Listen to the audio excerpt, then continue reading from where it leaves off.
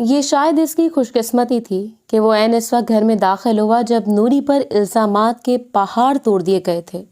وہ کٹہرے میں سر جھکائے کھڑی بری طرح رو رہی تھی اور تابندہ بیگم کا پارا اس قدر ہائی تھا کہ وہ چلاتے ہوئے اسے قائل کرنے کی کوشش کر رہی تھی کہ جو کچھ اس نے رات رضیہ کو کہا ہے وہ سچ ہے۔ یا وہ داخلی دروازے میں ہی کھڑا رہ گیا۔ تابندہ بیگم، اس کی چچی سارا بیگم اور اس کا چچا زاد وقاص جو کہ ابھی صرف 12 سال کا تھا وہاں پر موجود تھے اور ارد گرد ملازمین کی لائن لگی ہوئی تھی۔ سب لوگوں کو کٹہرے میں کھڑے تھے، لیکن وہ لڑکی نمایاں تھی جو سر جھکائے رو رہی تھی، اور نوری کو اس حالت میں روتا ہوا دیکھ کر اس کا دل پسیج گیا۔ وہ فوراً اندر داخل ہوتے ہوئے آگے بڑھ کر انہیں سلام کر کے تابندہ بیگم کو گلے لگا گیا۔ جب تابندہ بیگم نے ساری بات کو بھلاتے ہوئے اپنے شہزادے کا ماتھا چوم لیا، میری جان تم یوں اچانک آ گئے؟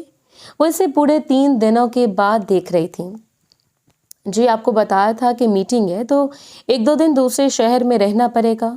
سب سے ملاقات کرنے کے بعد اس نے پلٹ کر نوری کو دیکھا تھا اور تابندہ بیگم کو ایک بار پھر اس کا خیال آ گیا۔ اس سے پہلے کہ وہ نوری کے متعلق اس سے کچھ بھی بتاتی، مردان خانے سے اٹھ کر آتے ہوئے دلاور خان کو دیکھ کر سارے ملازمین ایک ایک کر کے غائب ہونے لگے تھے اور وہ بھی اپنے شہزادے کو دیکھ کر نکھر سے گئے۔ تابندہ بیگم نے ایک بار پھر بات کا سلسلہ وہیں سے جوڑ دیا۔ آغا جان، آپ جانتے کہ یہ لڑکی اس گھر میں رہتے ہوئے کون سے چاند چڑھا چکی ہے؟ اس نے رضیہ کو خود بتایا کہ یہ حاملہ ہے، اور دلاور خان کے چہرے کی رنگت بھگ سے اڑ گئی۔ وہیں شہرام خان کو بھی حقیقتاً ایک جھٹکا لگا تھا نوری کے بارے میں سن کر۔ بہو، تم جانتی ہو کہ تم کیا کہہ رہی ہو؟ دلاور خان کی آواز میں بھرم تھا، ایک روب تھا، ایک اثر تھا جو اس وقت پوری حویلی پر چھایا ہوا تھا۔ میں بالکل ٹھیک کہہ رہی ہوں آقا جان، آپ چلیں تو رضیہ سے پوچھ لیں۔ رضیہ بتاؤ۔ آگے بڑھ کر وہ ان کے اشارہ کرنے کی دیر تھی۔ رضیہ فوراً آگے بڑھنے لگی، لیکن اس کی بات سننے سے پہلے نامحسوس طریقے سے آغا جان نے ایک نگاہ شہرام خان کے چہرے پر ڈالی تھی اور اس نے نفی میں سر ہلا دیا۔ ان کے چہرے پر اطمینان پھیل گیا۔ وہ خود حیران و پریشان تھا۔ نوری کے بارے میں ایسی بات سن کر اسے حقیقت میں کوفت ہو رہی تھی، اور اس وقت بچوں کی طرح روتی ہوئی نوری پر اسے خواہ ہی ترس آ رہا تھا۔ جی بڑے صاحب، اس نے رات مجھے خود بتایا تھا کہ اسے لگتا ہے کہ یہ ماں بننے والی ہے، اور اب بیگم صاحبہ کے پوچھنے پر یہ بالکل خاموش کھڑی مجھے جھوٹا ثابت کرنے پر تلی ہوئی ہے۔ اور آغا جان کی سخت آواز نے رضیہ کو کانپنے پر مجبور کر دیا تھا۔ تم جانتی ہو کہ وہ بچی ہے، ابھی اس کی عمر ہی کیا ہے؟ رضیہ، اگر اس کے منہ سے کوئی ایسی ویسی بات نکل گئی تو بات بڑھانے کا کیا مقصد تھا؟ جاؤ واپس، اور نورالعین تم بھی جاؤ۔ بچے اپنے کوارٹر میں انہوں نے اسے واپس بھیج دیا تھا اور سارا بدمزہ ہو کر اٹھ گئی۔ پتہ نہیں آغا جان اس لڑکی کی اتنی سائٹ کیوں لیتے ہیں؟ انہیں ہمیشہ سے یہی بات پریشان کیے رکھتی تھی کہ آغا جان کی آنکھوں کا تارا کیوں ہے؟ وہ لڑکی ملازمہ ہونے کے باوجود بھی وہ کبھی اسے کسی کام میں گنہگار نہیں ٹھہراتے، اور نہ ہی انہیں اچھا لگتا ہے کہ وہ کسی بھی وجہ سے یوں کٹہرے میں کھڑی رہے۔ حالانکہ وہ ملازمین کی چھوٹی چھوٹی بات پر اچھی خاصی چھان بین کرتے تھے، اور یہ کوئی معمولی بات نہیں تھی۔ سارا بیگم کے اٹھ کر اپنے پورشن میں جانے کے بعد تابندہ بیگم بھی اپنے کمرے میں چلی گئیں۔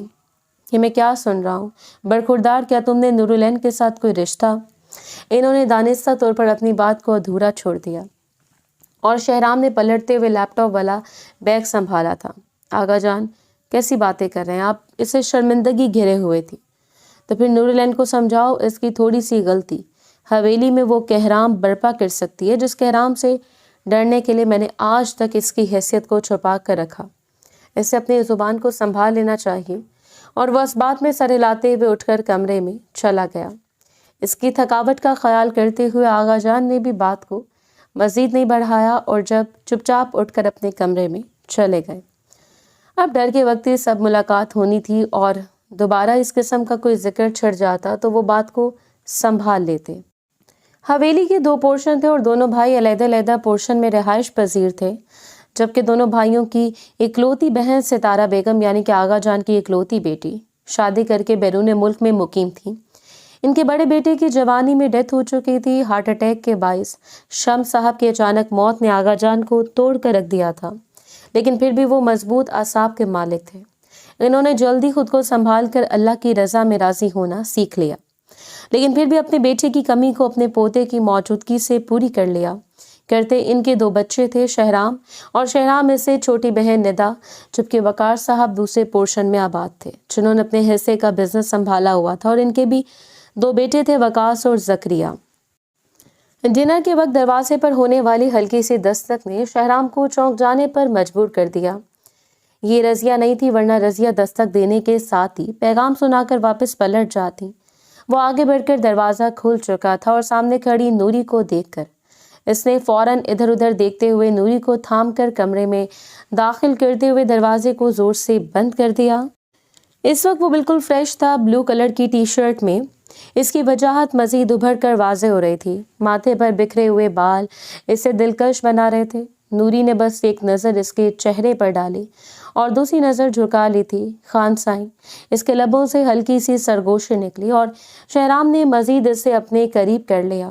کیا کہتی پھر رہی ہو تم لوگوں سے کہ تم ماں بننے والی ہو؟ وہ اسے ذرا سی سختی دکھا رہا تھا۔ اس کی ایک نظر شہرام کی آنکھوں میں دیکھا اور دوبارہ اپنی پلکوں کو جھکا کر آہستگی سے اس بات میں سر ہلا دیا۔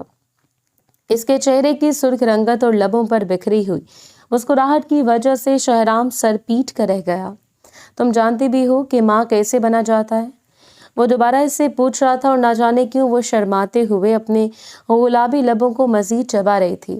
خان سائیں، اس رات جب ہم دونوں ساتھ سوئے تھے، وہ اس رات کے تذکرے کی یاد دہانی کروا رہی تھی، جب اس کی بیماری کا خیال کرتے ہوئے شہرام نے اسے اپنی دھڑکنوں کے قریب سلا لیا تھا، اور اس معصوم لڑکی کو یہ لگ رہا تھا کہ ایک رات خان سائی کے قریب سونے کی وجہ سے وہ ماں کے درجے پر فائز ہونے والے ہے، اور ایسی لڑکی تھی جس پر وہ چاہ کر بھی غصہ نہیں کر سکتا تھا۔ اس کا دل چاہا کہ سامنے کھڑی 18 سالہ اس کمسن معصوم کلی کو مطلب سمجھا دے کہ کتنا قریب آنا پڑتا ہے شوہر کو، تب بیوی ماں کے درجے پر فائز ہوتی ہے۔ لیکن اس کی معصومیت کا خیال کرتے ہوئے اس کے چہرے کو ٹھوڑی سے پکڑ کر اپنے چہرے کے قریب کر لیا تھا۔ شہرام کی گرم سانسیں اس کے چہرے پر پڑتے ہوئے اس کے چہرے کی رنگت کو مزید سرخ کر رہی تھی۔ اس رات سب کے سو جانے کے بعد تو میرے کمرے میں آؤ گی، لیکن یقین رکھنا کوئی بھی حویلی میں بیدار نہ ہو۔ تمہیں اچھی طرح سمجھاؤں گا کہ شوہر کے کتنا قریب آنے پر بیوی ماں بن جاتی ہے۔ اس کے کان کے قریب جھکتے ہوئے وہ سرگوشی کر رہا تھا اور وہ قسم ساتے ہوئے ذرا سا دور ہو گئی۔ اس کے جذبات اس وقت بے تاب ہو رہے تھے کہ وہ اس نازک سی لڑکی کو اپنے بازوؤں میں بھر لیتا جو بلا شبہ بے حد حسین تھی، اتنی حسین کہ اس کے بے داغ حسن پر وہ مکمل دسترس رکھتا تھا، لیکن وقت کا تقاضا تھا کہ وہ اس وقت اس سے دوری بنائے رکھتا۔ خان سائیں، کیا میں ماں بننے والی نہیں ہوں؟ اس نے اپنا سوال دہرایا اور شہرام نے نفی میں سر ہلا دیا۔ اگر تو ماں بننے والی ہوتی تو اس نازک سے پیٹ میں کچھ تو ہلچل ہوتی۔ اپنے لبوں کی مسکراہٹ کو لبوں میں دبا کر وہ آہستگی سے انگلیاں اس کے پیٹ پر پھیر رہا تھا، جو فوراً ہی شہرام کی گستاخیوں پر دور ہو گئی۔ ڈنر کے لیے نیچے آ جائیں، بڑی بیگم صاحبہ آپ کی منتظر ہیں۔ وہ فوراً سے کہتے ہوئے کمرے سے باہر نکل گئی اور وہ بس اس کی خوشبو کے جھونکے کو محسوس کرتا رہا۔ ایسا نہیں تھا کہ وہ اس کے عشق میں پورا ڈوبا ہوا تھا، لیکن بے وقت اور حالات نے جس طرح اسے نورالعین کے قریب لا کر کھڑا کر دیا تھا، اور حالات کا تقاضا تھا کہ وہ اسے اپنے دل کی بڑی اونچی مسند اور ساری مسافتوں کو ختم کرتے ہوئے اسے احساس دلانا پڑے کہ وہ اس کے شوہر کے درجے پر فائز ہو چکا ہے۔ اس ظالم دنیا میں نورالعین کا اس کے علاوہ اور کوئی نہیں تھا۔ اگر چند گنے چنے رشتے بھی تھے تو وہ اس بات سے کتراتے تھے کہ نورالعین کے ساتھ رشتہ استوار کرتے ہوئے وہ خود بھی بدنامی کی اس راہ کے مسافر بن جائیں گے جو سراسر الزامات سے لپٹ کر بے نام منزل کی طرف دھکیل دیتی ہے، جہاں دنیا صرف تماشبین کا کردار ادا کرتی ہے۔ کاش میں تمہیں بتا سکتا کہ تمہاری معصومیت کو نوچنے کے لیے تمہارے ارد گرد موجود بھیڑیے تم پر تاک لگائے بیٹھے ہیں۔ کاش میں تم پر اپنا حق ظاہر کر سکتا نوری، لیکن مجھے یقین ہے ایک دن تم سب کچھ پالو گی جس کے تم حقدار ہو۔ خود سے مخاطب ہو کر وہ ایک پختہ عہد کر چکا تھا اور کمرے سے باہر نکل کر سیڑھیاں اترتے ہوئے وہ ڈنر کی غرض سے آ گیا جہاں سارے فیملی ممبرز موجود تھے۔ وہ بھی ایک ایسی شام تھی جب آغا جان نے اسے ایک نامعلوم لوکیشن پر بلایا۔ بہرحال وہ حیران و پریشان تھا، آخر آغا جان نے اسے یہاں پر کیوں بلایا ہے؟ لیکن وہاں پہنچ کر اسے اندازہ ہوا کہ اسے کسی خاص مقصد کے لیے یہاں بلایا گیا ہے۔ چھوٹا سا گھر جو غالباً کرائے کا تھا، نہایت ہی غریبی کی زندگی گزار کر آخری سانسیں لیتی ہوئی وہ خوبصورت عورت جو عمر کے اس حصے میں بھی اپنی خوبصورتی سے کسی کو بھی مات دے سکتی تھی۔ وہاں آغا جان اکیلے نہیں تھے، اس کا چچا یعنی کہ وقار صاحب بھی وہاں پر موجود تھے اور نہایت غمگین اور پریشان نظر آ رہے تھے۔ ایسے لگ رہا تھا پچھلے کچھ دنوں سے آغا جان اور وقار صاحب کے درمیان کچھ ایسے مسائل چل رہے ہیں جن میں کوئی بھی واقف نہیں ہے، لیکن یہ مسائل اتنے گھمبیر ہیں کہ وقتی طور پر آغا جان نے وقار صاحب سے بولنا بھی ترک کر رکھا ہے۔ وہ شدید پریشانی اور غصے کا شکار ہیں، لیکن وہ یہ نہیں سمجھ پا رہا تھا کہ حقیقت کیا ہے۔ وہ سلام کرتے ہوئے قریب بیٹھ گیا۔ آغا جان نے نرمی سے اس کے کندھے پر ہاتھ رکھا تھا۔ مجھے تمہاری ضرورت ہے برخوردار، وہ کہہ گئی اور بس انہیں دیکھتا رہ گیا۔ اسے اندازہ نہیں تھا کہ معاملہ کیا ہے، معاملہ کس حد تک پہنچا ہوا ہے۔ بس آغا جان نے کہا تھا کہ اسے نورالعین سے نکاح کرنا ہوگا اور وہ بدکتے ہوئے ان دونوں کو دیکھتا رہ گیا۔ آغا جان یہ آپ کیا کہہ رہے ہیں؟ اس عورت کی موجودگی میں وہ زیادہ اونچے لہجے میں بات نہیں کر سکتا تھا، کیونکہ کہیں نہ کہیں اسے لگ رہا تھا کہ اس سب کے پیچھے اس عورت کا ہاتھ ہے، اور نورالعین جس سے ابھی تک اس نے دیکھا نہیں تھا، جسے وہ جانتا نہیں تھا، آغا جان اسے اس کی شریک حیات بنانے پر تلے ہوئے تھے۔ ان کی سرخ آنکھیں بتا رہی تھی کہ کہانی کچھ اور ہے، اور وقار صاحب کا جھکا ہوا سر۔ اس روز تو وہ اٹھ کر گھر واپس چلا آیا، لیکن اس رات آغا جان نے اسے دوبارہ اپنے کمرے میں بلا لیا تھا۔ آپ کو لگتا ہے کہ اس گھر میں موجود کسی بھی لڑکی کو میں اپنی شریک حیات بناؤں گا؟ آغا جان آپ کیا چاہتے ہیں مجھ سے؟ وہ سر پیٹ کر رہ گیا۔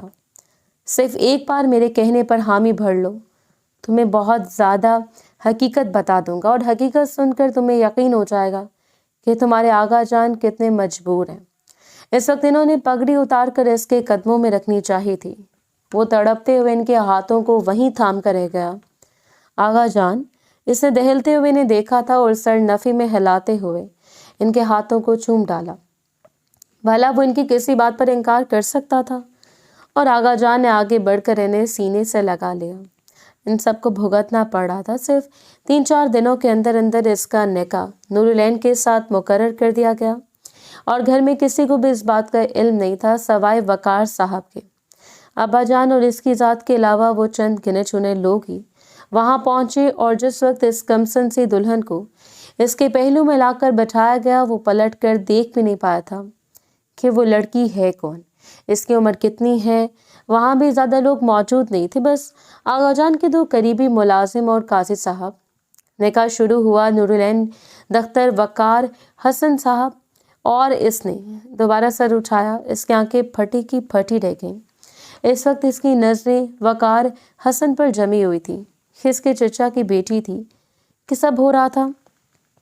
اس نے قبولیت کے مراحل طے کرنے کے بعد نکاح نامے پر دستخط کرتے ہوئے اس لڑکی کو اپنے نام میں شامل کرتے ہوئے اپنی ذات پر حقدار بنا لیا تھا، جس کے بارے میں وہ کچھ نہیں جانتا تھا۔ ملازمین وہاں سے رخصت ہو گئے۔ قاضی صاحب کے چلے جانے کے بعد وہ لڑکی آگے بڑھتے ہوئے اپنی ماں سے لپٹ گئی۔ امی آپ تو ٹھیک ہو جائیں، آپ نے کہا تھا کہ جس وقت میں دلہن بنوں گی آپ بالکل ٹھیک ہو جائیں گی۔ اپنی آنکھیں پھٹ پھٹاتے ہوئے اس نے پہلی بار نفیس سے لہجے میں کہا تھا، اور شہرام نے نظریں اٹھا کر اس کے چہرے کو دیکھا۔ بھلا وہ کیسے حسین نہ ہوتی؟ وہ سامنے پڑی اس عورت کی بیٹی تھی جو عمر کے اس حصے میں بھی اپنے حسن کی وجہ سے کسی کو بھی گھائل کر سکتی تھی۔ سر پر نفاست سے جمایا گیا دوپٹہ، لاغر چہرہ اور آنکھوں کے نیچے گہرے حلقے۔ اس نے اپنے کپکپاتا ہوا ہاتھ اٹھا کر اپنی بیٹی کو اپنے ساتھ لگا لیا، اور پھر پلٹتے ہوئے آغا جان کو دیکھ کر اپنی آنکھوں میں تشکر بھر لیا۔ یہ وقار حسن کی جوانی کے دن تھے، جب سارا بیگم سے منسوب ہونے کے باوجود وہ بدنام گلیوں میں اپنی راتیں گزارا کرتے تھے۔ دوستوں کے ہجوم نے انہیں بدنام گلیوں سے متعارف کروایا، اور پھر انہوں نے اپنا بسیرا وہیں قائم کر لیا۔ دلاور خان کو جب تک ان کی حرکتیں مشکوک لگتی تھی، تب تک ان کی نظر میں جہاں آ چکی تھی، جس وقت کی مشہور رقاصہ تھی، اور وقار حسن کا دل بری طرح اس پر فدا ہوا تھا۔ ہر رات وہ صرف جہارا کو دیکھنے کے لیے وہاں جایا کرتا تھا اور اس وقت تک اسے دیکھتا رہتا جب تک کہ جہارا اپنا رقص اپنے دیوانوں کے سامنے تمام نہیں کر لیتی۔ وہ سرخ و سفید رنگت کی مالک لڑکی جب مسکراتی تو جیسے ارد گرد پھول کھلنے لگتے تھے۔ اس کی سرمئی آنکھیں کاجل سے لبا بھری ہوئی تھیں۔ جوان کمسن کلی اتنی حسین لگتی تھی کہ نہ جانے کتنے دیوانے اس کے قدموں میں اپنا دل رکھنے کے لیے بےتاب تھے، لیکن ابھی اس کی نت اترائی کی عمر نہیں آئی تھی اور نائلہ چاہتی تھی کہ جب تک کوئی ایسا گاہک نہیں مل جاتا جو اس کی شان رقم ادا نہ کر دے، تب تک اس کی نت اترائی کی عمر نہیں ہوگی۔ اور ویسے بھی اس وقت وہ 17 سال کی کمسن کلی تھی جسے نائکا نے ساری دنیا سے بچا کر رکھا ہوا تھا، کیونکہ اس وقت وہ اس کوٹھے کا کل سرمایہ تھی جسے وہ لوگوں کے سامنے بکھرتا ہوا نہیں دکھ سکتی تھی۔ لیکن وقار حسن کی نظریں اس پر یوں جمی تھیں کہ پھر ہٹنے کا نام نہیں لیا۔ وہ بڑی طرح اس پر فدا ہوا تھا، اس پر جیب بھر کر لٹا دینا اور پوری رات اس سے دیکھتے ہوئے گزار دینا، یہ کوئی کام عشق نہیں تھا۔ اور آہستہ آہستہ اس کے عشق کے چرچے ادھر ادھر مشہور ہونے لگے۔ سب رقاصاؤں میں یہ بات مشہور ہو گئی تھی کہ وقار حسن ایک بگڑا ہوا خانزادہ صرف پوری رات جہارا کا دیدار کرنے کے لیے کوٹھے کے دروازے پر بیٹھنے کے لیے بھی تیار ہے۔ اس کے کام دیوانوں سے نہیں تھے، لیکن ایسا دیوانہ اس نے پہلی مرتبہ دیکھا تھا جو صرف اس کی آنکھوں پر مر مٹا، جو اس کے لبوں کی لالی کو کسی اور سے مسلتا ہوا نہیں دیکھ سکتا تھا۔ اور اس روز اس نے وقار حسن کے سامنے ہاتھ جوڑ دیے، وہ نازک سی کلی اس کے سامنے اپنی بھیگی آنکھوں میں التجا لیے اسے دیکھ رہی تھی۔ خان صاحب، یہ جگہ آپ کے لیے نہیں ہے، واپس لوٹ جائیں، وہ کہہ گئی، اور وقار حسن نے اس کے دونوں ہاتھوں کو تھام لیا۔ واپس چلا جاؤں گا لیکن تمہیں ساتھ لے کر، میں تمہارے بغیر یہاں سے نہیں جاؤں گا۔ بات اس کی ضد پر آ گئی تھی، اس نے کہہ دیا تھا، وہ اپنے کہے کو پائے تکمیل تک پہنچانا جانتا تھا، لیکن جہارا نے دہلتے ہوئے دل کے ساتھ اس کے لبوں پر اپنے ہاتھ جما لیے۔ نائکا کے لوگ یہاں کتوں کی طرح گھومتے ہیں، اگر انہوں نے آپ کے منہ سے یہ بات سن لی تو دوبارہ یہاں پر آپ کے داخلے پر بھی پابندی لگائی جائے گی، اور عین ممکن ہے کہ میں اپنے منہ سے اس بات کا اقرار نائکا کے سامنے کر لوں اور آپ کے آنے پر پابندی لگا دی جائے۔ وہ ہرگز نہیں چاہتی تھی کہ ایک شریف خانزادہ کسی رقاصہ کے عشق میں پڑ کر نیلام ہو جائے، اس لیے وہ اسے یہاں سے بھیج دینا چاہتی تھی، لیکن وہ اپنی ضد پر ڈٹا رہا۔ بالآخر اس روز نت اترائی کی بات اس نے خود ہی نائکا کے سامنے کر دی۔ نائکا ہنستے ہنستے اسے دیکھتی رہ گئی۔ خان بابو، اسے یہاں آ کر دیکھنا تو ٹھیک ہے، لیکن یہاں سے لے کر جانے میں بڑے خان کی ساری زمین وقف ہو جائے گی، تبھی تو ہم جہارا کو یہاں سے نہیں لے جا پاؤ گے، جانتے ہو یہ کتنی مہنگی ہے۔ اور وہ بیچاری اسے دیکھتا رہ گیا۔ وقار حسن کی جان سے زیادہ قیمتی نہیں ہوگی، میں اپنی جان تمہارے قدموں میں رکھتا ہوں، تم جہارا کو میرے ہاتھ میں رکھ دو۔ یہاں پر حسن بکتا ہے خان صاحب، یہاں خیرات نہیں دی جاتی کہ ہر مانگنے والے کے ہاتھ پر میں حسن رکھتی جاؤں اور وہ میرے دروازے کو چھوڑتا چلا جائے۔ چند دعاؤں کے عوض نائکا نے اس کی آنکھوں میں بےتابی کو بھانپ لیا تھا۔ وہ جانتی تھی کہ کسی نہ کسی روز کوئی نہ کوئی شخص اس پر حق جمانے آ جائے گا اور اس کی خوبصورتی پر صرف اپنا حق سمجھے گا۔ خان بابو، یہاں سے چلے جائیں اور دوبارہ اس وقت آئیے گا جب ہاتھ میں 20 لاکھ موجود ہوں۔ اور 20 لاکھ کی رقم اس وقت اتنی کثیر رقم تھی کہ اسے سننے والے کی آنکھیں پھٹی کی پھٹی رہ جاتی تھی، لیکن یہ معاملہ اس کی محبت کا تھا اور وہ محبت میں کسی حد تک بھی جا سکتا تھا۔ دلاور صاحب کے سامنے بیٹھ گیا۔ بابا، میری پڑھائی کے لیے میں بیرون ملک اپلائی کرنا چاہتا ہوں، مجھے کچھ رقم دے دیں۔ اور دلاور خان جانتے تھے یہ ایک بے بنیاد سا جواز ہے، جو یہاں دل لگا کر پڑھائی نہیں کر پایا وہ بیرون ملک جا کر کون سا تیر مارے گا۔ لیکن میں چاہتا ہوں کہ تم اپنے بھائی کے ساتھ مل کر کاروبار سنبھالو، کیونکہ تمہارے حق میں یہی ٹھیک ہے۔ اس کے بعد اس پر کوئی بھی توجہ دیے بغیر دلاور خان اٹھ گئے اور اس نے دوسرا راستہ اپنا لیا۔ ماں کے اچھے خاصے زیورات اٹھا لیے، کچھ رقم دوستوں سے ادھار لی، کچھ اپنی قیمتی چیزوں کو بیچ دیا، اور اس روز پورے 20 لاکھ کے ساتھ وہ اس کوٹھے کے دروازے پر جا کر کھڑا ہو گیا۔ آج اس کی آنکھوں میں جیت کی چمک تھی، ایک کشش تھی، وہ اسے حاصل کرنے آیا تھا، جس کے خواب دیکھ دیکھ کر اس نے اپنے دل میں عشق کو پروان چڑھایا تھا اور اس نے حقیقتاً جب نائکا کے سامنے 20 لاکھ روپے رکھے اس کی آنکھیں پھٹی کی پھٹی رہ گئیں۔ نہ جانے کتنی بار اٹھا کر اس نے گناہ تھا، صرف ایک رات نہیں، ہمیشہ کے لیے لے جاؤں گا جہارا کو۔ اور اوپر سیڑھیوں کی اوٹ میں چمٹی ہوئی جہارا کا دل باغ باغ ہو گیا۔ اس کی آنکھوں میں آنسو تھے اور لبوں پر مسکراہٹ۔ آخر کوئی تو آ گیا جو اسے عزت کی زندگی دے سکتا تھا۔ اس کی ماں اس کی پیدائش کے بعد اس کو کوٹھے میں انتقال کر گئی۔ وہ نہیں جانتی تھی کہ وہ کس کی بیٹی ہے، لیکن اسے یقین تھا وہ یہیں پر آنے والی کسی بگڑے ہوئے نواب کا خون ہوگی جو یہاں پر اپنے خون کو چھوڑ جاتے ہیں اور اگلی بار اسے بھی اپنے سامنے ناچتا ہوا دیکھ کر لطف اندوز ہوتے ہیں۔ ان بدنام تاریک گلیوں میں رشتوں کا تقدس بھول جایا کرتا ہے، لیکن وہ چاہتی تھی کہ اس کی عزت قائم رہے، اس کا وقار قائم رہے، اور خدا نے اسے ایک موقع دیا تھا۔ نائکا نے اس کا ہاتھ وقار کے ہاتھ میں تھما دیا۔ اسے حسن پر انا معمولی بات ہوتی ہے خان بابو، لیکن وہ لڑکی جس کا کوئی باپ ہی نہیں ہے، اس کے ساتھ ایک خانزادہ کا عزت دار زندگی گزارنا ممکن نہیں ہوتا۔ لے جاؤ، جتنی راتیں مرضی اپنے پاس رکھو، جتنے دن عیش کرنا چاہتے ہو کرو، لیکن جس وقت تھک جاؤ اس روز میرے دروازے پر بے دھڑک چھوڑ جانا۔ جہارا کا حسن میرے لیے پھر بھی قیمتی ہوگا، اور وقار حسن نے اسے اپنے بازوؤں میں بھر لیا تھا۔ جو شخص اتنی منتوں اور مرادوں کے بعد، اتنی کوششوں کے بعد اسے حاصل کرنے پر قادر ہوا تھا، وہ بھلا اتنی آسانی سے اسے چھوڑ سکتا تھا؟ ہرگز نہیں۔ وہ اسے لے کر روپوش علاقے میں چلا آیا، جس بستی میں اسے کوئی نہ جانتا ہو، جہاں صرف اسے جہارا میسر آئے، اور صرف چند دنوں کے بعد اس نے جہارا سے نکاح کر لیا۔ ایک عزت دار زندگی جس کا جہارا نے تصور بھی نہیں کیا تھا اس کے حصے میں آ گئی، اور اس روز وہ پہلی مرتبہ جائے نماز پر 2 رکعت شکرانے کے نوافل ادا کرتے ہوئے اتنی شدت سے رو پڑی تھی کہ وہ شدت ہی ناقابل بیاں تھی۔ خدا نے اسے ایک عزت دار زندگی سے نواز دیا جس کا بھی اس نے خواب میں تصور بھی نہیں کیا تھا۔ ایک ایسا شخص جو اسے معجزے کی طرح دیکھتا تھا، لیکن وہ یہ نہیں جانتی تھی کہ مرد کی محبت صرف جہاد کی طرح ابھرتی ہے، جس کا جوش دیکھ کر لگتا ہے کہ ابھی چھلک جائے گی، لیکن ذرا سی پھونک اسے تہ سے لگا دیتی ہے۔ جہارا بیگم اس وقت وقار حسن کی بیوی کے درجے پر فائز ہو چکی تھی۔ وہ عورت جس نے جوانی میں ایک عرصہ ایک رقاصہ کے طور پر گزارا تھا اور جس سے یقین تھا کہ اس کا مستقبل بہت ہی تاریک ہونے والا ہے، لیکن پھر بھی خدا نے اسے عزت بخشی اور وقار حسن کے پاؤں کے تلووں کی خاک بن کر رہ گئی۔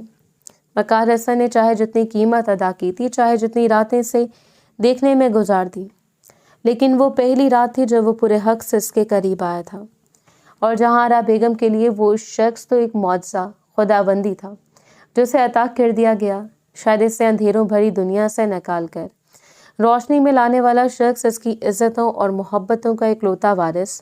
اور اس روز اس نے جھکتے ہوئے وقار حسن خان کے پیروں کو چوم لیا تھا۔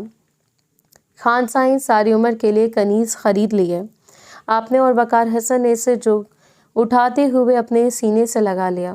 تو میرے دل کا وہ ٹکڑا ہو جو کبھی میرے دل سے دور نہیں ہو سکتا، جہارا، اور اب تم جہارا خان ہو، میری بیوی۔ میں بہت جلد تمہیں آغا جان کے سامنے لے کر جاؤں گا اور وہی عزت اور مقام دلواؤں گا جو تم ڈیزرو کرتی ہو۔ لیکن شاید یہ سب کہنے سننے کی باتیں تھیں، اس شخص نے بس کہہ دیا اور جہارا بیگم نے سن لیا۔ بات یہ ختم ہو چکی تھی، لیکن جہارا بیگم کی زندگی یکلک بدل گئی۔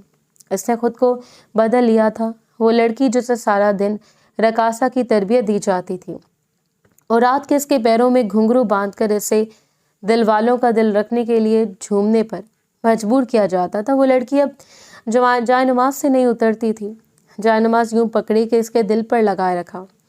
وہ آج بھی حسین تھی، بے حد حسین، لیکن کبھی بھی اس نے وقار حسن خان سے اپنا حق کا کوئی مطالبہ نہیں کیا۔ کچھ دنوں تک یہ خبر آغا جان کے کانوں تک پہنچ چکی تھی کہ وقار خان کی چال چلن درست نہیں رہی، وہ رقاصاؤں کی محفلوں میں بیٹھنے والا شخص ہے، اور یہاں تک سننے میں آیا ہے کہ اس نے کسی رقاصہ کو پیغام نکاح بھیج رکھا ہے اور آغا جان کا تیز دیکھنے والا تھا۔ شام اور آغا جان نے ملی بھگت سے اسے کال کر لیا کہ وہ بیرون ملک چلا جائے اور چند سال گزار کر واپس آئے تاکہ یہ بھوت اس کے سر سے اتر جائے۔ اب وہ کیا بتاتا کہ وہ رقاصہ کو پیغام نکاح نہیں بھیج چکا، بلکہ حقیقت میں اس کے ساتھ نکاح کر کے اپنی زندگی کی شروعات کر چکا ہے۔ لیکن اسے یقین تھا کہ اگر وہ یہ بات آغا جان کے سامنے دہرا دیتا تو آغا جان ہمیشہ کے لیے اسے ہر چیز سے سب کچھ بہت ضروری تھا دستبردار کر دیتے، اور خاص طور پر وہ اپنے باپ سے کبھی بھی دشمنی مول نہیں لے سکتا تھا، اور اس لیے خاموشی اختیار کر لی۔ وہ ان دونوں کے نکاح کا 6واں مہینہ تھا جب اس رات وقار خان جہاں آرا بیگم کے پاس آئے، لیکن ان کا چہرہ اترا ہوا تھا، آنکھوں میں کچھ مایوسی تھی، اور جہاں آرا بیگم دیکھتے ہی بھانپ گئیں، خان سائیں کیا ہوا ہے؟ ان کی آنکھوں میں ایک عجیب سی بے چینی پھیل گئی۔ بابا اور شمس بھائی مجھے بیرون ملک بھیجنا چاہتے ہیں تاکہ میں کچھ سال وہاں گزار کر آؤں، اور جہاں آرا بیگم کا چہرہ واضح ہو چکا تھا۔ میرا دل چاہتا ہے کہ تمہیں ساتھ لے کر جاؤں اور پھر واپس کبھی نہ آؤں۔ کیا تم میرے ساتھ جاؤ گی؟ اسے جہاں آرا بیگم کے ہاتھوں کو تھام لیا تھا، اور جہاں آرا بیگم بس اس شخص کی آنکھوں میں دیکھتی رہ گئیں۔ پہلے کیا کم ایسا نات ہے خان سائیں جو اس سے بھی اپنے سر پر سوار کر لوں؟ آزاد زندگی پروردگار نے آپ کے نام کا سہارا دیا ہے، اور اب ہرگز نہیں چاہتی کہ اس ناچیز کے لیے آقا جان سے الجھ جائیں، کیونکہ میں جانتی ہوں کہ رشتوں کا تقدس کتنا ضروری ہوتا ہے۔ میرے لیے آپ ضروری ہیں۔ وہ آقا جان کے غصے سے واقف تھی، اسے کسی چیز کا لالچ نہیں تھا، لیکن اسے اس بات کا خدشہ تھا کہ اگر وقار حسن خان اس کی وجہ سے اپنے پیاروں سے بچھڑ گیا تو شاید وہ زندگی بھر خود کو معاف نہیں کر پائیں گی، اور اس روز انہوں نے وقار حسن کو خود سے جدا کر دیا تھا۔ وہ رات بھی بڑی بےتابی کی رات تھی۔ وقار حسن اس پر ٹوٹ کر بکھرے اور اپنی محبت کی ایک مہر کو اس کے وجود پر ثبت کر دیا۔ میں کثیر رقم تمہارے پاس رکھے جا رہا ہوں، اور وقتاً فوقتاً تمہیں پیسوں کی مد میں بھیجتا رہوں گا۔ کسی بھی چیز کی ضرورت ہو تو چپ چاپ میرے دوست ضیاء کے گھر چلی جانا اور اسے کہنا کہ پیغام مجھ تک پہنچا دے۔ اس روز وہ دونوں جدا ہو گئے، اور آقا جان نے وقار خان کو بیرون ملک بھیج دیا۔ ان کا دل جہاں آرا بیگم کے لیے تڑپا تھا، لیکن اس طرف سے زیادہ ضروری تھا اب آپ کا حکم، اور وہ یہاں بھی بزدلی کا شکار ہو کر باپ کو بتا نہیں پائے کہ ایک جدائی کے ڈھیر ان دونوں کے درمیان لگا ہوا تھا۔ ان 3 سالوں میں انہیں ایک بار بھی جہاں آرا بیگم کا پیغام موصول نہیں ہوا تھا۔ انہوں نے اتنی بار ضیاء صاحب کو پیغام بھیج کر پتہ کروایا تھا کہ جہاں آرا بیگم کس حال میں ہے۔ وہاں سے واپسی کے بعد بھی انہوں نے ایک بار بھی جہاں آرا بیگم سے ملاقات کی، لیکن اس عرصے میں بھی آقا جان نے ان کا رشتہ طے کر دیا اپنی بھتیجی سارا بیگم کے ساتھ، اور پھر وہ وقت بھی آیا جب واپس آنے کے بعد انہوں نے سارا بیگم کے ساتھ نکاح کیا اور اس کے ساتھ اپنی زندگی کی شروعات کر لی۔ سارا بیگم اچھی خاتون تھی، لیکن غصے کی تیز تھی، اور اپنے رشتے کو بنائے رکھنے کے لیے وقار صاحب نے اپنے قدم جہاں آرا بیگم سے پیچھے ہٹانا شروع کر دیا، یہاں تک کہ وہ صرف خرچے تک محدود ہو گئے، اور آہستہ آہستہ اس سے بھی روگردانی شروع کر دی۔ انہیں خبر ملی تھی کہ جہاں آرا بیگم نے ایک بچی کو جنم دیا ہے، لیکن وہ اسے بھی دیکھنے نہیں گئے۔ وہ وقت محبت کے خمار کو بھول کر اپنی عملی زندگی میں قدم رکھتے ہی سب کچھ فراموش کر دیا۔ خدا نے انہیں سارا بیگم کے بطن سے بھی اولادیں عطا کی، اور ایک خوشگوار فیملی کو چھوڑ کر وہ کہیں باہر جھانکنے کا رسک میں نہیں کر سکتے تھے، اور یہاں نہ ہی جہاں آرا بیگم کو اپنے نام سے جدا کر سکتے تھے۔ لیکن سلام تھا اس عورت کے صبر کا کہ جس نے پلٹ کر بھی کبھی محبت میں واپس قدم ہٹانے کا تانا نہیں، بلکہ جس طرح اس نے بیٹی کی پرورش کی، جس طرح اس کا خیال رکھا، اپنی مجبوریوں، بیماریوں اور زمانے کی بری نظروں سے بچتے بچاتے اپنی عزت کو بچا کر اس موڑ پر لے آئی تھی جہاں زندگی ان کا ساتھ چھوڑنے لگی۔ اور اس روز مجبوراً انہوں نے وقار خان کو پیغام بھیجا تھا۔ یہ ان کی خوش قسمتی تھی یا بدقسمتی کہ وہ پیغام وقار صاحب کی بجائے آقا جان کو موصول ہوا، اور آقا جان نے اسی رات وقار خان کو اپنے کمرے میں بلا لیا تھا۔ شام کے انتقال کے بعد وہ وقار خان پر مکمل انحصار کرنے لگے تھے، اور کبھی سوچ بھی نہیں سکتے تھے کہ وقار اس حد تک چلا جائے گا کہ اس روز ماننے کے علاوہ کوئی چارہ نہیں تھا۔ وہ بس سر جھکا کر بیٹھے رہے، اور دلاور خان کو پہلی بار اپنی تربیت پر افسوس ہوا تھا، یعنی ان کے بیٹے نے ایک عورت کو عزت دی، اس کے ساتھ نکاح کیا، اور پھر اسے فراموش کر دیا کہ اپنی بیٹی کا بھی تم جانتے ہو، تمہارا خون یعنی تمہاری بیٹی کس حال میں ہوگی۔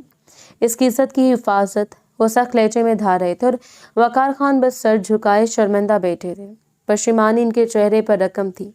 بابا سائیں، میں جانتا ہوں جہاں آرا کا ماضی جیسا بھی رہا ہو، لیکن اس نے میری بیٹی کی تربیت پیمانے پر کی ہوگی، کیونکہ اس جیسی عورت وقار خان کو ڈیزرو نہیں کرتی تھی۔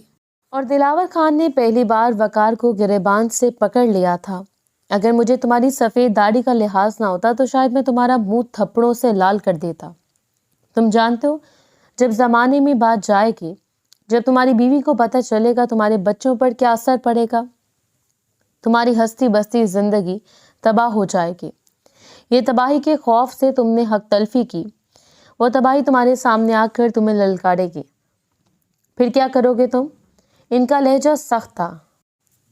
ان کے پاس کوئی راستہ نہیں تھا۔ دوسرے دن وہ وقار خان کو لے کر اسی علاقے میں پہنچ چکے تھے۔ وہ نہ جانے کتنے برسوں کے بعد وہاں پہنچے تھے، اور اس خستہ حال گھر کی ویرانی کو دیکھ کر اندازہ ہو رہا تھا کہ مکینوں نے کتنی ویران زندگی بسر کر دی ہے۔ در و دیوار سے انتظار ٹپک رہا تھا، جیسے وہ بھی عادی ہو چکے ہوں جہارا بیگم کے انتظار کے۔ انہوں نے دروازے پر دستک دی، اور شاید مدت کے بعد جانی پہچانی دستک کو سن کر جہارا بیگم کا ضعیف سا دل دھڑک اٹھا تھا۔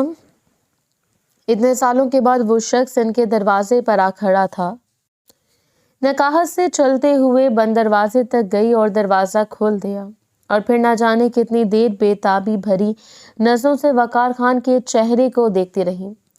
جہارا بیگم پہلے سے بدل چکی تھی۔ زرد چہرہ، سفید بال، خوبصورتی سے سر پر جمایا گیا دوپٹہ، کندھوں پر شال اور ہاتھ میں لٹکتی ہوئی تسبیح۔ چہرہ نورانی تھا، لیکن اس پر سکون پھیلا ہوا تھا۔ شکوہ وہ اس روز بھی نہیں تھا۔ مجال تھا جو اس عورت کے لبوں سے کوئی شکوہ نکلا ہو۔ بس نورالعین نے اپنی بڑی بڑی آنکھوں سے آتے ہوئے شخص کو دیکھا تھا، وہی شخص جس کو اس کی ماں نے ساری عمر پوجا تھا، وہی شخص جس کا نام لے کر اس کی ماں اپنی صبح کا آغاز کرتی تھی، وہی شخص جو اس کی راتوں کی نیندوں میں بھی براجمان تھا۔ بھلا اس شخص کے ساتھ وہ غداری کیوں کر سکتی تھی؟ اس روز بھی کوئی شکوہ نہیں تھا، نورالعین نے پوچھا، لیکن اس نے اپنی بیٹی کے معصوم چہروں کو اپنے ہاتھوں کے پیالے میں بھر لیا تھا۔ سمجھ لینا کہ یہ شخص تمہاری ماں کا محسن ہے۔ اس نے کہنے سے اجتناب کیا تھا کہ یہ تمہارا محسن ہے، بلکہ یہ کہا تھا کہ یہ تمہاری ماں کا محسن ہے، کیونکہ وہ جانتی تھی کہ نورالعین کو اس شخص سے کبھی وہ محبت، وہ مقام نہیں مل پایا جس کی وہ حقدار تھی۔ ہو بہو وقار خان جیسی آنکھیں اور باقی چہرے کے سارے زاویے، جہارا بیگم جیسے سرخ و سفید رنگت، اور ماں نے 10 پردوں میں چھپا کر پرورش کی تھی۔ قرآن مجید کی تعلیم حاصل کی، واجبی سی دوسری تعلیم میں بھی جہاں تک ممکن تھا جہارا بیگم نے دلائی، اور جب ممکن نہیں ہو پایا تب اپنے پاس سے اپنے آنچل میں چھپا لیا۔ میں معذرت چاہتا ہوں جہارا، میں نہیں جانتا تھا کہ میرے بیٹے نے تم سے نکاح کر رکھا ہے۔ دلاور خان کے پاس کہنے کے لیے کچھ نہیں تھا۔ وہ بھول چکے تھے کہ سامنے بیٹھی عورت کبھی رقاصہ رہی ہے۔ ان کی نسل کی عزت وہیں مٹی میں ملا سکتی ہے۔ انہوں نے کچھ بھی نہیں کہا تھا، بس نرمی سے ان کے گھٹنوں کو 2 انگلیوں سے چھو کر اپنے سینے سے لگا لیا۔ آغا جان، آپ میرے لیے میرے باپ کی جگہ ہیں، کیوں مجھ ناچیز کو گنہگار کرتے ہیں؟ وقار خان کے چہرے پر پشیمانی تھی، لیکن اب کچھ بھی باقی نہیں رہا تھا۔ جہارا بیگم پچھلے 1 سال سے بلڈ کینسر کی مریضہ بن چکی تھی، اور اس وقت جب انہیں معلوم ہوا تو انہوں نے یہ پیغام بھجوایا تھا تاکہ ان کی بیٹی کو صاحبہ مل جائے اور وہ عزت دار طریقے سے اپنے باپ کے پاس واپس چلی جائے۔ دلاور خان کے پاس اور کوئی راستہ نہیں بچا۔ وہ نہیں چاہتے تھے کہ یہ لڑکی وقار خان کی بیٹی کی حیثیت سے حویلی میں جائے اور حویلی میں کہرام برپا ہو جائے، لیکن وہ یہ بھی نہیں چاہتے تھے کہ اپنے بیٹے کے خون کو یوں بیار و مددگار چھوڑ دیتے۔ اور بالآخر ان کی نظر جا کر ٹکی تھی شہرام خان پر، اور اسے قربانی کے بکرے کا کردار ادا کرنا پڑا۔ وقار خان پشیمان تھے۔ اس روز وہ جھکتے ہوئے جہارا کے قدموں میں بیٹھ گئے۔ میں تمہیں بھولا نہیں تھا، شاید خود غرض ہو گیا تھا۔ وہ رو رہے تھے، اور جہارا بیگم بھلا کہاں اسے رونے دے سکتی تھی۔ خان سائیں، بھلا مجھے ناچیز کی اتنی اوقات کہ میں آپ کے سامنے سر اٹھا کر بات کر سکوں۔ اپنی دنیا سنور گئی، آخرت میں خدا کے سامنے پشیمانی نہیں ہوگی۔ بھلا اس سے زیادہ مجھے آپ کا کیا احسان چاہیے تھا؟ اور وہ بس جہارا بیگم کے سامنے بیٹھ کر روتے رہے۔ انہوں نے ایڑی چوٹی کا زور لگا لیا تھا اس 1 مہینے میں نہ جانے وہ کتنی بار بھاگ بھاگ کر ڈاکٹروں کے پاس گئے، منتیں سماجتیں کی، لیکن ڈاکٹرز نے انہیں لا علاج قرار دیتے ہوئے گھر واپس بھیج دیا تھا، اور اب صرف انتظار تھا تو موت کا، اور وہ 1 مہینہ وقار خان انہیں ایک ایک لمحہ میسر رہے، اور اس بات بھی جب اس سرخ سیال کی الٹی ان کے منہ سے بہتی چلی گئی تو وقار خان نے کھینچتے ہوئے انہیں اپنے سینے سے لگا لیا۔ جہاں میں تمہارا خسارہ برداشت نہیں کر پاؤں گا، اور انہوں نے ٹوٹے پھوٹے لفظوں میں ان کے ہاتھ تھام کر ایک بار پھر شکر گزاری سے انہیں دیکھا تھا۔ میں چاہتی ہوں کہ میری بیٹی ایک عزت دار زندگی گزارے، وہ اپنے باپ کے گھر میں رہے۔ میں نے اس سے صاف لفظوں میں نہیں بتایا کہ آپ اس کے باپ ہیں، لیکن وقت آنے پر اسے بتا دیجیے گا، اسے وہ محبت دیجیے گا جس کی وہ طلبگار ہے۔ اور اس روز جہاں بیگم نے وقار خان کے بازو میں دم توڑ دیا تھا۔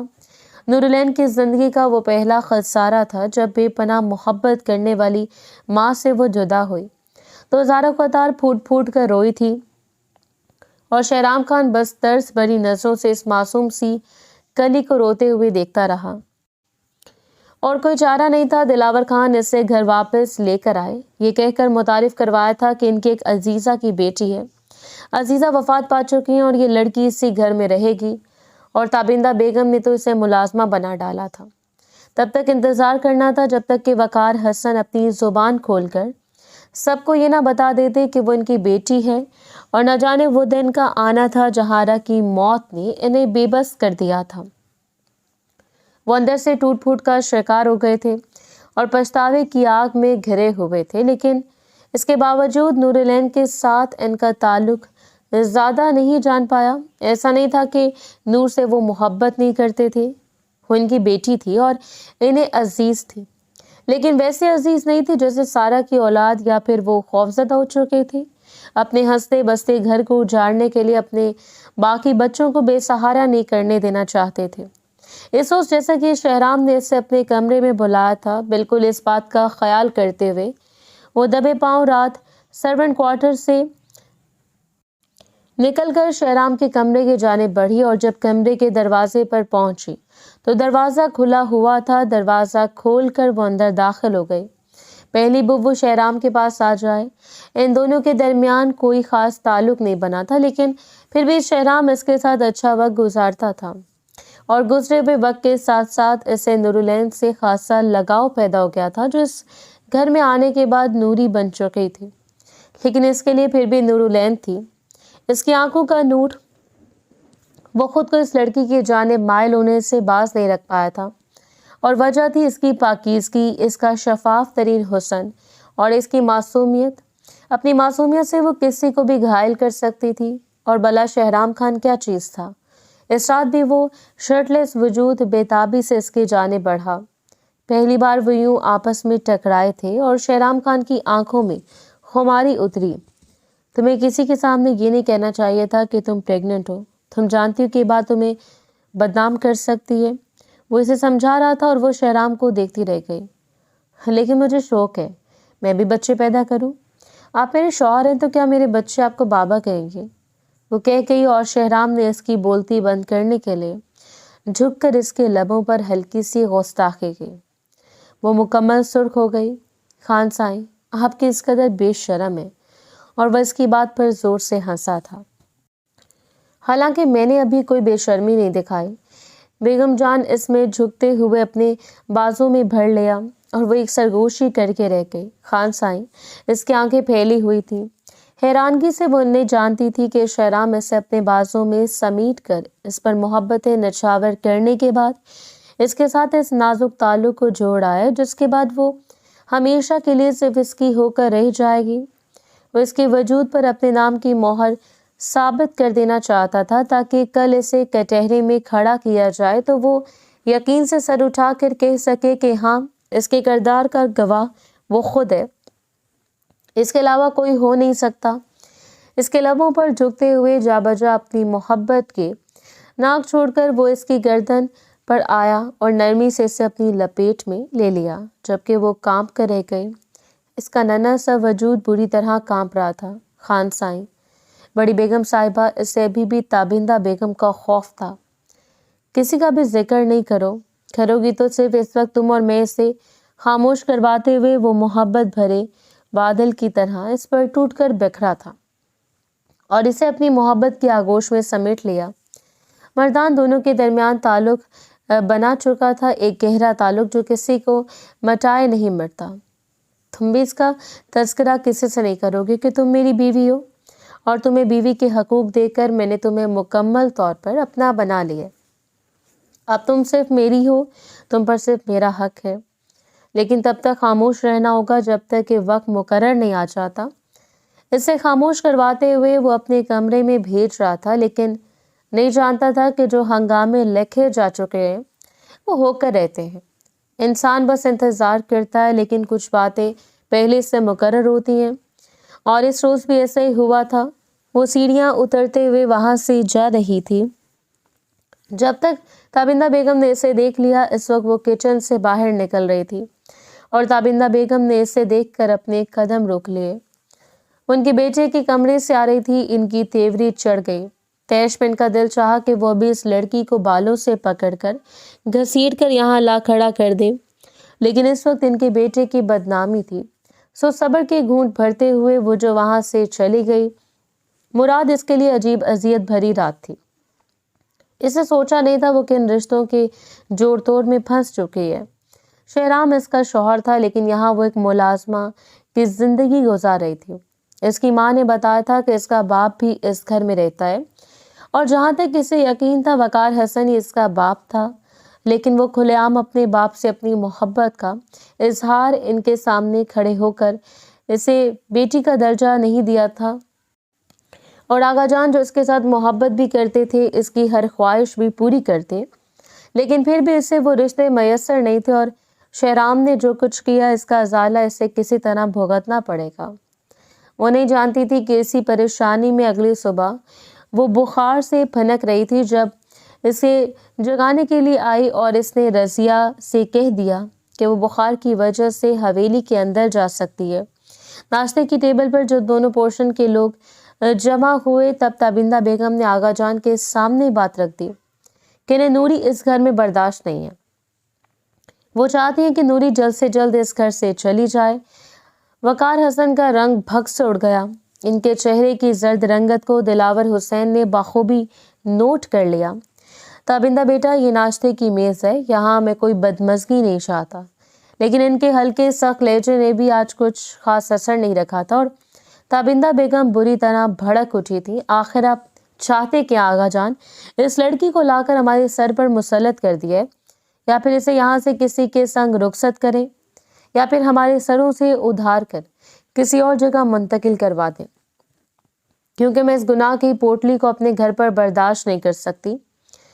गरीब खुदा का हमारा खाती है और हमारे घर में पनाह लेकर बैठी और हमारे ही लड़कों पर तांग झांक करती है। शहराम इस वक्त सीढ़ियाँ उतर कर नीचे आ रहा था। तुम क्या कहना चाहती हो? खुले लफ्जों में कहो। आगा जान, मैं जो कुछ कहना चाहती हूँ आप बहुत अच्छी तरह समझ रहे हैं।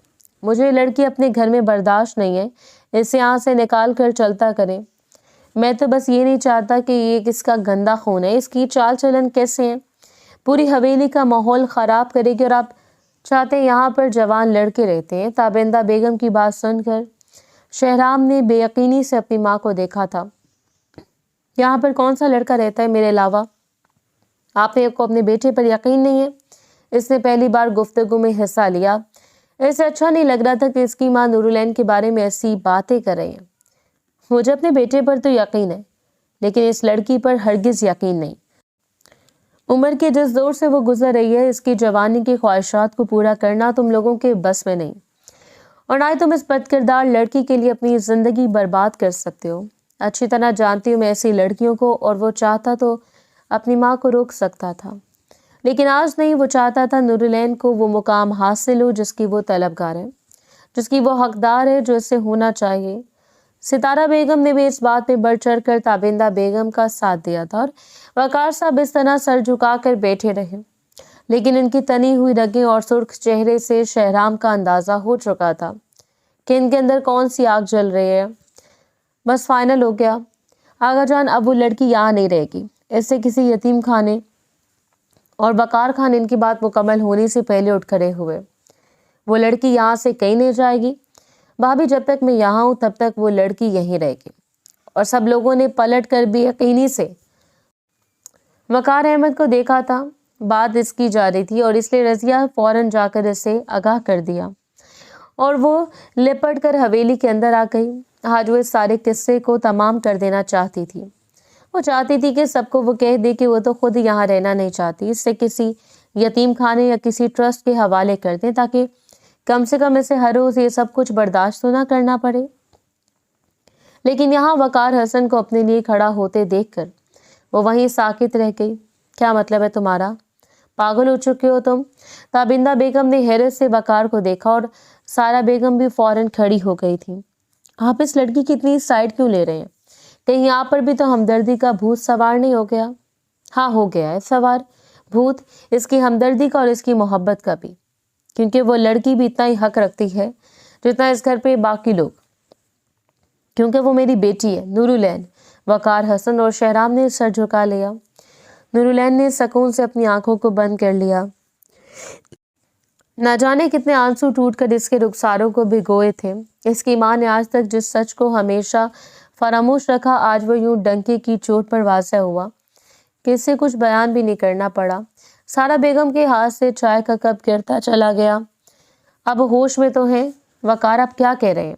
इस रोज वकार हसन ने सारा मामला इनके सामने रखते हुए इस बात का इकरार कर लिया कि नूरुलैन इनकी बेटी है। जो हैसियत वो इससे बचपन में नहीं दे पाए, जो मुकाम वो इसकी माँ को नहीं दे पाए, अब वो हैसियत और मुकाम वो इससे छीन नहीं सकते। और ना सिर्फ वकार हसन की बेटी है, वो शहराम की बीवी, और घर में हकीकतन कयामत बर्पा हो चुकी थी। सारा तो फौरन मायके जाने के लिए तैयार हो गई, लेकिन वकार खान अब पीछे हटने वाले नहीं थे। अगर इन्हें एक बार भी अपनी बेटी के लिए इस घर की कुर्बानी देनी पड़ती तो वो दे देते, लेकिन सच जो कुछ भी था इन्होंने बयान कर दिया। और रही बात शहराम की, ताबिंदा बेगम तो अपनी बेटी को घूरते हुए वहां से चली गई। वो यकीन भी नहीं कर सकती थी कि इस साजिश का शिकार इनका बेटा भी बन चुका है। और वो पीछे अपनी माँ के कमरे में गया। मैं इस लड़की को कभी भी कबूल नहीं करूंगी। वो तो वहीं से पलट कर सर्वेंट क्वार्टर में चली गई थी। इससे ज्यादा देर ये तमाशा देखा ही नहीं गया। मामा, वो लड़की मेरी बीवी है और ये रिश्ता आगा जान की मर्जी से हुआ है। ना सिर्फ मेरी बीवी बल्कि चचाजाद भी तो है। तो फिर मैं क्या करूं? जाओ इसे बीवी और चचाजाद वाले हकूक दो, इसके साथ रहो। ताबिंदा बेगम शदीद दुख में थी। गोया इन्हें यकीन नहीं आ रहा था कि इनका बेटा भी इनकी मर्जी के खिलाफ कोई फैसला कर सकता है। और दरवाजे में खड़े हुए आगा जान को देखकर वो उठ खड़ी हुई। इन्होंने नाराजगी से मुंह फेर लिया, लेकिन फिर भी वो आगा जान की ताजीम करना नहीं भूली थी। वो इस घर की बेटी है और ये रिश्ता मैंने अपनी मर्जी से तय किया है। यकीन रखो, अगर तुम इसे मोहब्बत दोगी तो वो तुम्हें इसके बदले में मोहब्बतों से नवाज देगी। आज मैं शाम से समझकर तुम्हें ये इल्तिजा कर रहा हूँ कि बच्चों की खुशियों में खुश होने की कोशिश तो करो। अगर शहराम ने इसे दिल से कबूल कर लिया है तो तुम्हारे लिए ये कोई मुश्किल अमर नहीं है। ये एक बाप की इल्तिजा है। तुमसे दुख बड़े लहजे में कहते हुए वो वहां से पलट कर चले गए थे और ताबिंदा बेगम खामोशी से सर मसलते हुए वहीं बैठ गईं। जाओ तुम यहाँ से शहराम, मैं भी तुमसे कोई बात नहीं करना चाहती। इस वक्त इनका दिमाग बुरी तरह खराब था। वो नहीं चाहती थी कि शहराम को डांट कर हरी भरी सुनाकर इसकी इज्जत नफ्स को मजरूह करती। इनका जवान बेटा था और इनके बुढ़ापे का असासा, जबकि दूसरी जानिब वकार हसन ने सब कुछ सच सच बता दिया था। लेकिन इसके बाद इन्हें यह अंदाजा था और ना ही परवाह थी कि इनके साथ क्या सलूक किया जाएगा। सारा बेगम तो हत्ते से अखड़ चुकी थी, अपने मायके वापस चली गई, लेकिन इन्हें यकीन था वो एक न एक दिन इन्हें मना लेंगे। इस रात वो खुद नूरुलैन के पास गए और इसके हाथों को थाम लिया। इसने बुरी तरह अपने बाप के हाथों को झटक दिया। बाबा, आप मेरी अम्मी के लिए फरिश्ता थे, लेकिन मेरे लिए नहीं। आप जानते हैं मैंने और अम्मी ने आपका कितना इंतजार किया। वो बिल्कुल सच कह रही थी। वकार अपने पछतावे को ख़त्म करने के लिए चाहे जो भी कर लेता, लेकिन इनके गुजरे ज़िंदगी की महरूमियों को ख़त्म नहीं कर पाता। मुझे माफ़ कर दो मेरे बच्चे, मैं कमज़ोर पड़ गया था। मैंने तुम्हारी माँ से मोहब्बत की, लेकिन محبت کو نبھانے کی سخت مجھ میں نہیں تھی۔ وہ زاروں قطار رو رہے تھے اور یہیں آ کر وہ کمزور پڑ گئی۔ وہ اپنی ماں کی طرح بے پناہ محبت کرتی تھی اپنے باپ سے، جسے آج تک اس نے دیکھا بھی نہیں تھا، لیکن پھر بھی اس کی ماں نے ہمیشہ سے وقار حسن سے محبت کرنا سکھائی تھی۔ بابا، اگر آنٹی ہمارے رشتے کے لیے رضامند نہیں ہوں گی تو آپ مجھے یہاں سے کہیں اور چھوڑ آئیں گے۔ میں شہرام کی زندگی میں دخل اندازی نہیں کروں گی، یہ اس کا فیصلہ تھا، اور وقار حسن اپنے فیصلے پر قائم تھے۔ جو ان کی بیٹی سے آئے گی اب بھی ویسا ہی ہوگا، اور کھلے لفظوں میں انہوں نے کہہ دیا، اگر شہرام تابندہ بیگم کو منا کر اس گھر میں لے آئے گا تو ایک بار پھر دھوم دھام سے اسے رخصت کروا کر یہاں سے لے جائے گا، ورنہ چاہے تو اس کی بیٹی کو چھوڑ دے، کیونکہ وہ یہ خسارہ تو برداشت کر لیں گے، لیکن یہ خسارہ کبھی برداشت نہیں کریں گے کہ ان کی بیٹی ایک ملازمہ کی حیثیت گزارے یا پھر ساری زندگی اپنی ماں کی طرح گھٹ گھٹ کر مر جائے۔ جبکہ دوسری جانب وہ مکمل کوششیں کر رہا تھا تابندہ بیگم کو منانے کی، اور بالآخر 2 ہفتوں کی طویل کوشش کے بعد تابندہ بیگم نے اسے ایک اور موقع دینے کا سوچ لیا تھا، لیکن اسے یقین تھا کہ اس کی چھوٹی سی بیوی لازمی اس کی ماں کا دل جیت لے گی۔ آغا جان سارا بیگم کو خود واپس لے کر آئے تھے۔ انہوں نے کہا تھا کہ چاہے وہ جب تک وقار حسن کو معاف کریں، لیکن تب تک اپنے گھر میں رہیں، کیونکہ انہیں برداشت نہیں تھا اپنی ٹوٹی پھوٹی فیملی دیکھنا۔ اور شام پورے عزت و احترام کے ساتھ وقار احمد نے رخصت کر کے نورالعین کو شہرام کے سنگ دوسرے پورشن میں بھیج دیا۔ وہ بے پناہ خوش تھی۔ آج کے دن اس نے سرخرو ہو کر اپنی ماں کو بے تحاشا یاد کیا تھا۔ اگر جہاں بیگم آج یہاں ہوتی تو شاید خوشی کے مارے مر جاتی۔ اسے یقین تھا کہ وہ تابندہ بیگم کا دل جیت لے گی، اس کا دل جیت لے گی، کیونکہ اس نے محبت کرنا سیکھا تھا، اور محبت کے بدلے میں ہمیشہ محبت ہی دی جاتی ہے، چاہے پھر دیر سے کیوں نہ دی جائے۔ اس ساتھ وہ پورے جلوے کے ساتھ اس کے بیڈ روم میں اس کی بیوی کی حیثیت سے موجود تھی۔ سجی ہوئی اس نازک سے دلہن کو دیکھ کر وہ بس مسکراتا رہ گیا۔ تم اتنی حسین ہو کہ میرا دل چاہتا ہے بس تمام عمر تمہیں بیٹھ کر دیکھتا رہوں۔ مسکراتے ہوئے اس کی ٹھوڑی کو لبوں سے چھو کر وہ اقرار کر رہا تھا، اور وہ مسکراتی ہوئی لڑکی اس کے اقرار پر یقین رکھتی تھی۔ اس سے یقین تھا کہ اگر وہ شخص اسے چاہنے کا دعویٰ کر چکا ہے تو پھر ساری زندگی اسے چاہے گا، کیونکہ زندگی کچھ محرومیوں کے ساتھ ہی گزارنی پڑتی ہے۔ تم نے سن رکھا ہے نا، سب کو سب نہیں ملتا۔